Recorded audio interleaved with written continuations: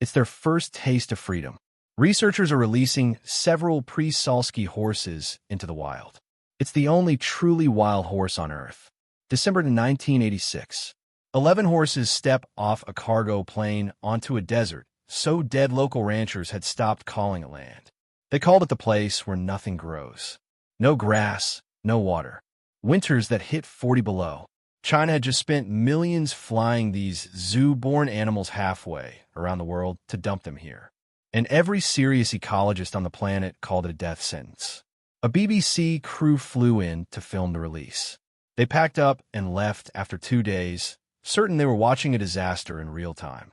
What those 11 horses did next, no one believed was possible.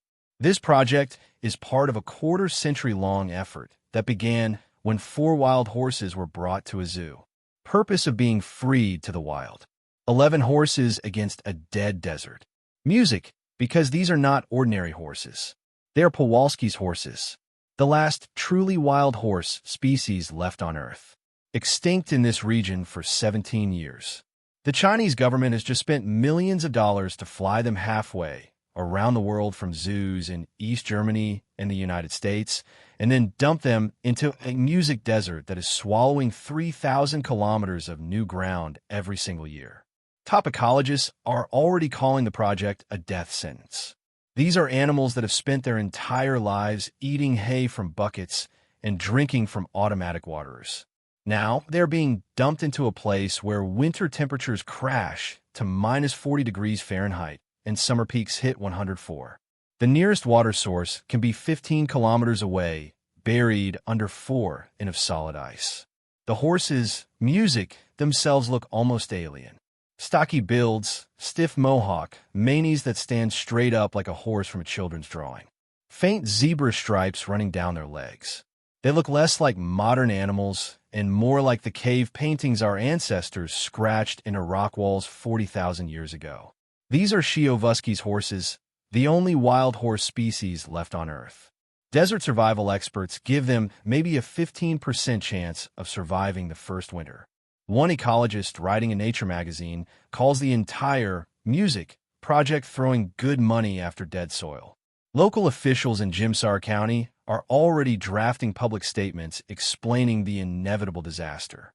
And to understand why anyone would attempt something this insane, you have to understand music, what the Younger Basin had actually become by 1986. Because this was not just another conservation story. This was about saving an entire region of China from becoming completely uninhabitable, a wasteland that was eating China. The Jungar Basin was not always a wasteland. For 10,000 years, wild horses had roamed these steppes. The entire ecosystem had evolved around their hoof beatots. And then in 1969, they vanished. Not gradually, completely.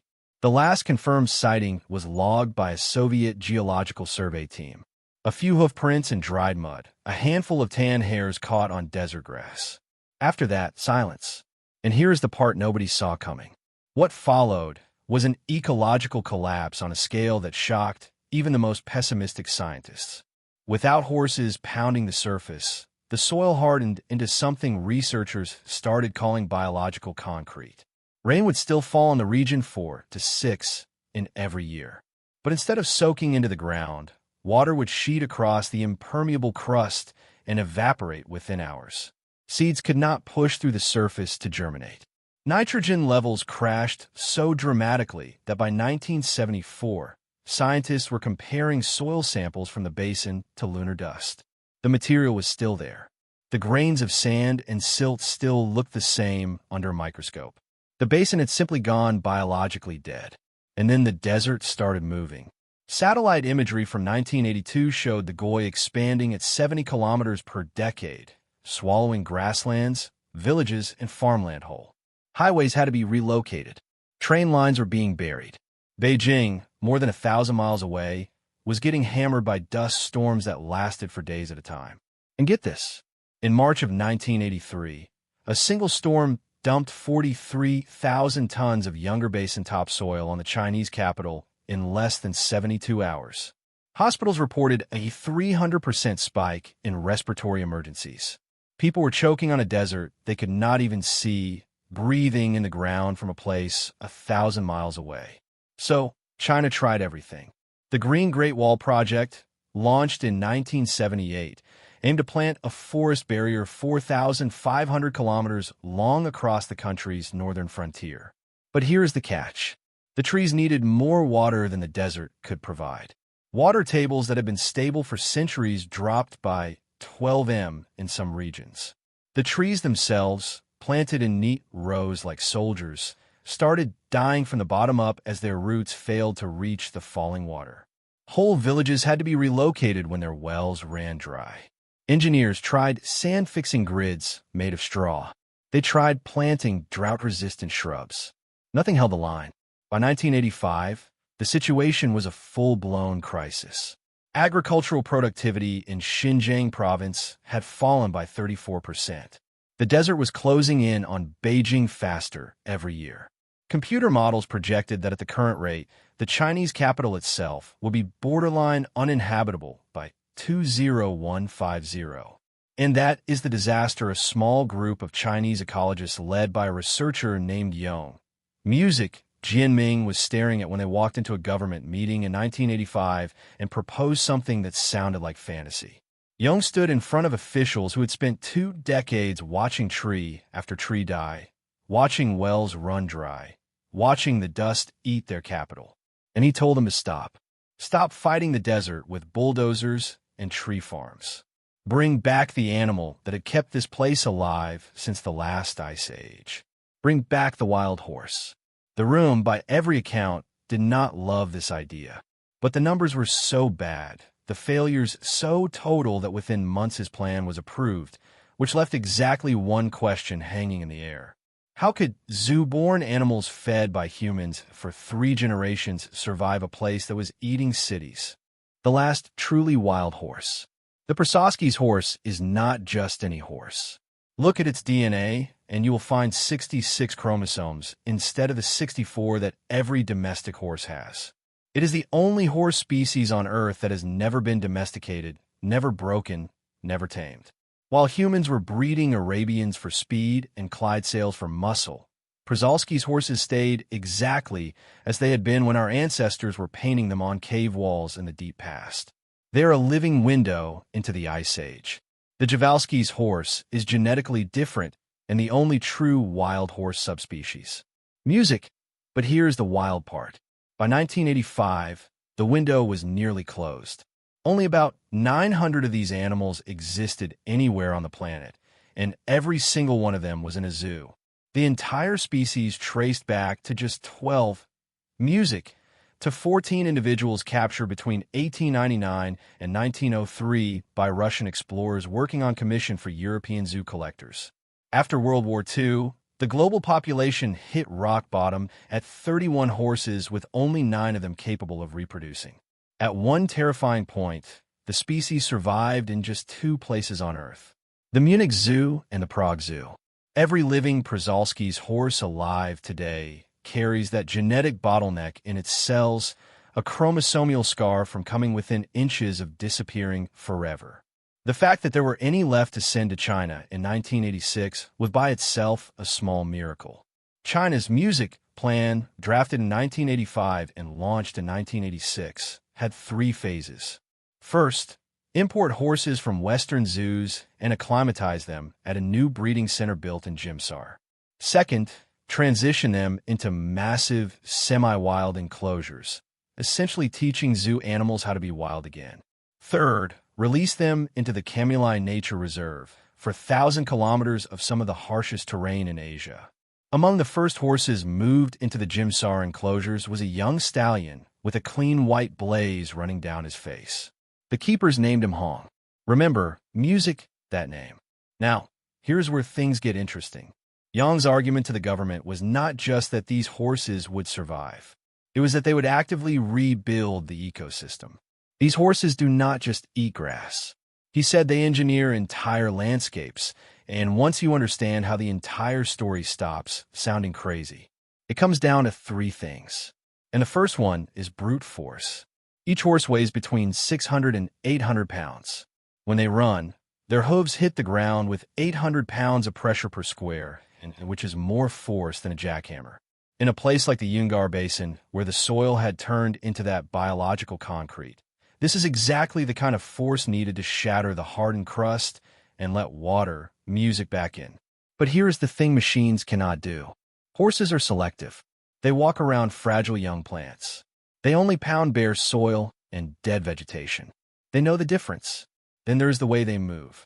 GPS tracking would later reveal that Przewalski's horses travel about 15 kilometers a day in what mathematicians call fractal music patterns.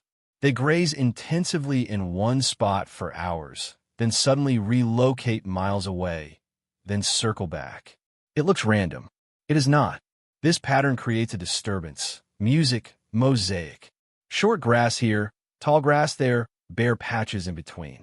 Each tiny microhabitat. Music ends up supporting different species of insects, birds, and small mammals. The horses are not just eating, they are designing a patchwork. And get this, the third thing is the part that sounds the most absurd. Horse manure, it turns out, is not waste. It is a delivery system. Analysis of Przewalski's horse dung revealed viable seeds from more than 20 different plant species. And the journey through the horse's gut actually improves germination rates by up to 300%. The acids in their digestive system scarify hard seed coats and break dormancy in seeds that would have otherwise stayed locked up for years. 1 g of dung contains up to 7.4 viable seedlings. That is double the dispersal rate of cattle and 8 times the rate of sheep. And because these horses travel those 15 kilometers every day, they are seeding vast areas. Music, building genetic corridors between plant populations that have been isolated for decades.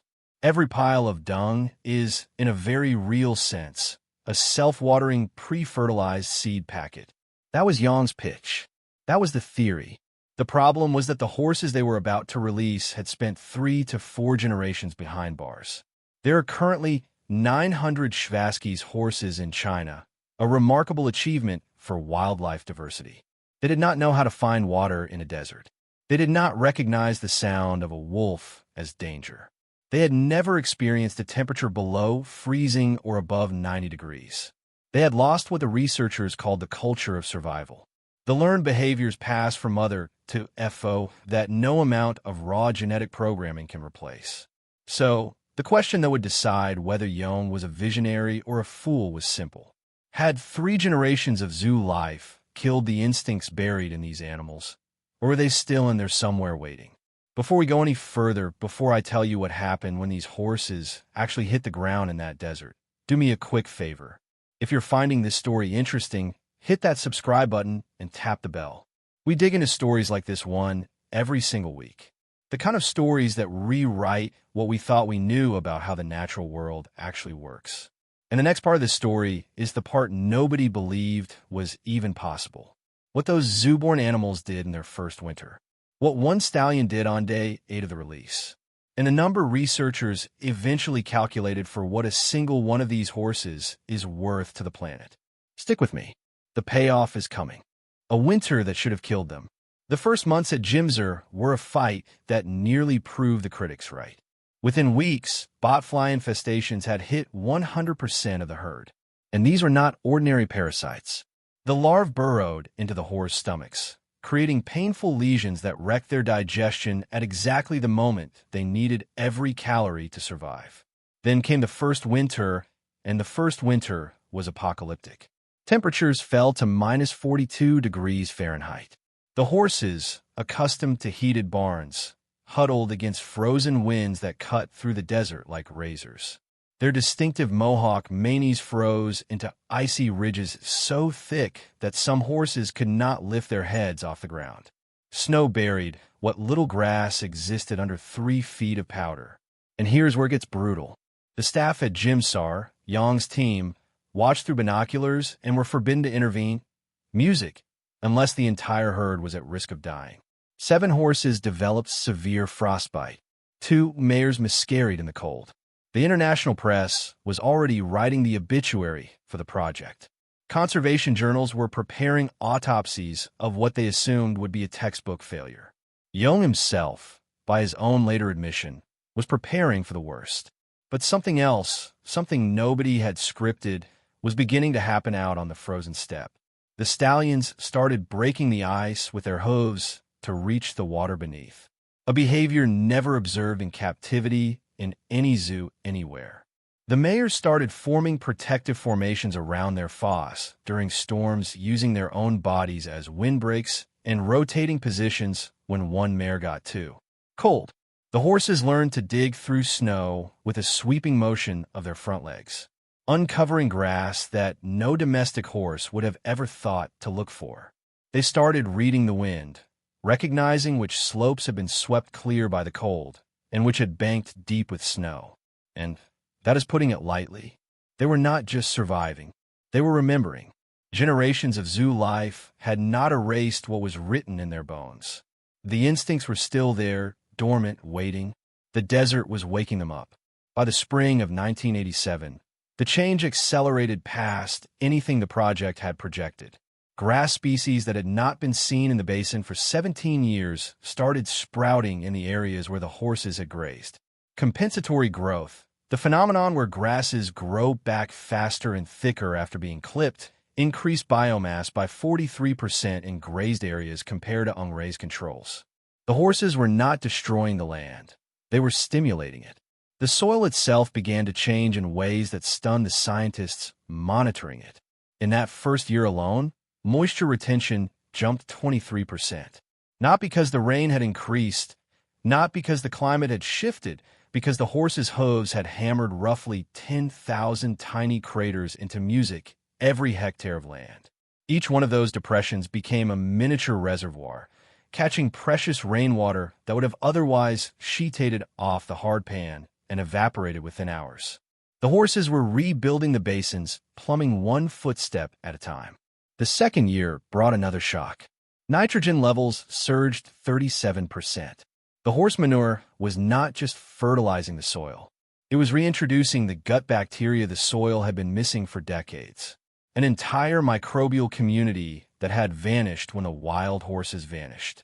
By the third year, botanists were documenting something that should have been impossible. 22 plant species had returned from nowhere. Their seeds apparently had been lying dormant in the soil for nearly 2 decades, waiting for the right conditions to germinate. The basin had not been dead. It had been sleeping, waiting for the one species that knew how to wake it up. But here's the deal. One winter survived is not a population restored. The horses still had to do it again, music, and again. And the second winter, when it came, was going to test whether that first miraculous season was the beginning of something real or a one-time fluke. The ecosystem wakes up. It was not a fluke. The horses survived the second winter and the third and the fourth. And once the plants came back, everything else followed.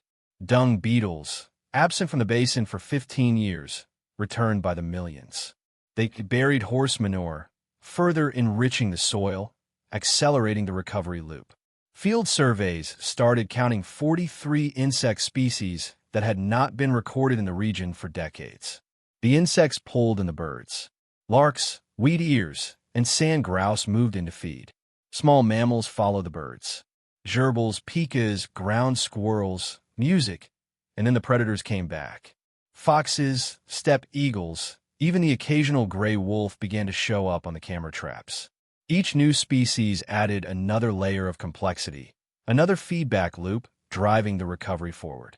By the late 1990s, the herd at Jimsar had grown enough and the basin had recovered enough that Yang's team made a decision that would have sounded insane a decade earlier. They were going to take the fences down. In August 2001, the project entered its boldest phase. 27 horses were selected for full release into the Kolo Mile Nature Reserve.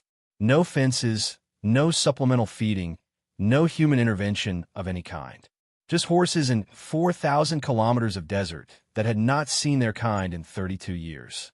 Among the 27 was Hong, the stallion with the white blaze, now fully grown and leading his own harem. The scientists fitted GPS collars, set up camera traps, and held their breath. For the first week, the horses stayed within 500 meters of the release point, almost as if tied to invisible chains. They drifted in circles. They grazed nervously. They kept looking back toward the pens. And then came day 8. Day 8. It was just after dawn. The wind, according to the field notes, was running steady out of the northwest. Music, the GPS team at the monitoring station was watching the screen, mostly out of habit at that point, when one of the dots on the map started moving. Then the dots around it started moving. Hong was on his feet, and his herm was falling in behind him. He did not drift. He did not graze. He walked north in a straight line like he knew exactly where he was going. The dots kept moving 5 kilometers, 10, 15. The monitoring team started making phone calls. By the time Hong stopped, he had led his harem 30 kilometers north to a water source that did not appear on any of the project's maps. Nobody had told him it was there. No previous generation of his bloodline had walked that road in his lifetime. He simply knew. The team drove out the next morning to confirm what the GPS had already told them. And there it was, a spring-fed pool, half frozen, tucked against a low ridge. Hong was standing next to it like he had been visiting it his whole life. How he knew remains one of the great unsolved mysteries of the operation. Some ancestral memory, some scent on the wind, some pattern in the geology that horses can read and we cannot. Within a month, the horses had carved out territories. The stallions were marking boundaries with dung piles placed deliberately on raised ground. Natural foaling rates hit 87% higher than what most zoo populations could achieve. And the foals being born out there in the wild were displaying behaviors captive-born horses simply do not show. They could distinguish 23 different plant species by smell. They responded to the shadow of a golden eagle by freezing instantly. They grew thicker winter coats than their parents, and the landscape change was now visible from space. Satellite imagery showed green patches expanding, music, outward from the horse's core territories like slow-motion explosions. The water table, which had been dropping by 3 centimeters every year since 1970, stabilized in 2003, and then it started to rise. The horses had switched back on a hydrological pump that had been off for a generation. The number that broke the model. What was happening in the Yungar Basin shattered everything China thought it knew about fighting deserts. For 25 years, the